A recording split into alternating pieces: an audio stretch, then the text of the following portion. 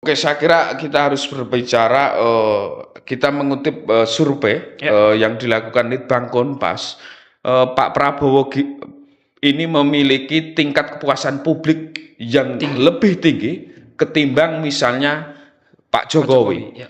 Hari ini hasil Litbang Kompas misalnya 80,9% menyatakan puas dengan kinerja Prabowo Gibran. Sebaliknya, hanya sebesar 19,1% masyarakat yang menyatakan tidak puas. Bahkan para pemilih PDIP yang notabene bukan pemilih Pak Prabowo, banyak 2/3 dari survei Litbang Kompas menyatakan puas dengan Prabowo Gibran. Ini tentu tidak lepas dari tindakan-tindakan yang dilakukan Pak Prabowo dalam menyusun batu bata, misalnya kebijakan-kebijakan ke depan. Oke. Tapi apakah bisa dilihat dengan membagi antara Pak Prabowo dan Mas Gibran? Kira-kira siapa yang justru mendongkrak pemerintahan ini, Mas?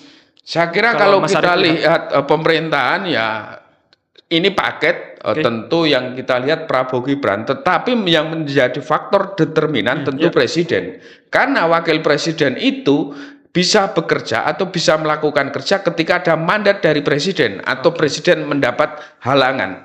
Itu saya kira yang lebih fair. Tentu dari 100 hari kinerja ini masih ada kekurangan-kekurangan yang jadi bahan evaluasi ke depan yang harus dilakukan Pak Prabowo. Misalnya kita juga tidak bisa menafikan beberapa menteri yang melakukan blunder politik, komunikasi politik yang buruk, dan itu menimbulkan resistensi terhadap Pak Prabowo sebagai pemimpin tertinggi di Republik ini. Apakah perlu reshuffle, Mas?